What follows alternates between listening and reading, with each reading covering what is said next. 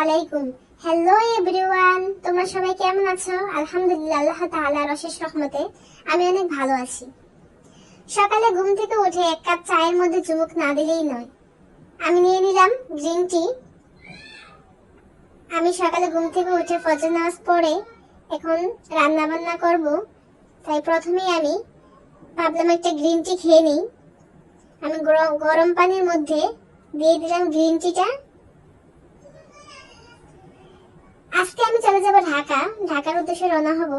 আমরা ঢাকা শ্যামলী চলে যাব, তো সেজন্য সকালে রান্না বান্না করে নিচ্ছি।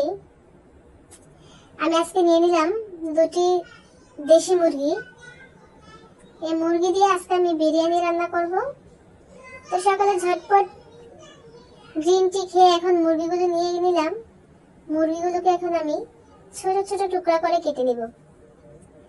আমি নিয়ে নিলাম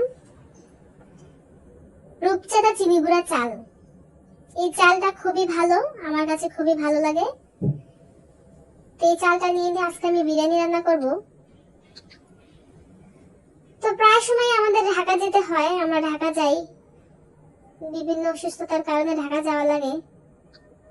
তো সকাল সকাল উঠে রান্না বান্না করতে হয়, মেয়েদেরকে মাদ্রাসায় পড়ে, মেয়েরা মাদ্রাসায় খাবার দিয়ে দিতে হয়।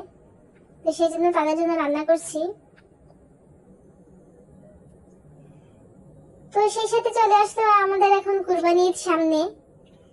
তো আমরা এখন কুরবানি নিয়ে সবাই অনেক ব্যস্ততা। তো কুরবানির একটা ছোট আমল তোমাদেরকে আমি বলবো, সেটা হচ্ছে 10টি রোজা। কুরবানি ঈদের আগে যখন প্রথম মাস শুরু হয় তখনই 10টি রোজা রাখতে হয়।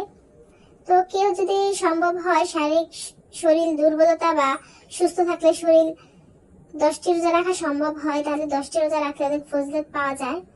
আর যদি সম্ভব না হয়, শারীরিক দুর্বলতা থাকে, তাহলে আমরা 3টি রোজা রাখার চেষ্টা করব। আজ মঙ্গলবার রাত্রে ভাত খেলে আমরা বুধবারে একটি রোজা রাখতে পারবো, বৃহস্পতিবার একটি এবং শুক্রবার একটি, শনিবারে ইনশাআল্লাহ ঈদ হয়ে যাবে। তো আমরা সবাই চেষ্টা করে যেন এই আমলটা করতে পারি। তো আমি বিরিয়ানি রান্না করে নিচ্ছি। বিরিয়ানি রান্নাটা আমি সহজ মনে করি, ঝটপট তাড়াতাড়ি হয়ে যায়।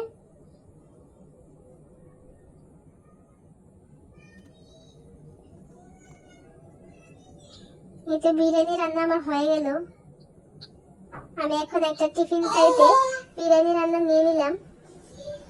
টিফিন কারিটা মাদ্রাসায় দিয়ে যাব। মাদ্রাসায় দিয়ে আমার মেয়েদেরকে দিয়ে আমি ঢাকা চলে যাব, তারা দুপুরে খাওয়া দাওয়া করবে। ধন্যবাদ সবাইকে, আমার পাশে থাকবেন সবাই। আশা করি সবার জন্য দোয়া রইল, আমার জন্য আপনারা দোয়া করবেন। ধন্যবাদ সবাইকে। আসসালামু আলাইকুম।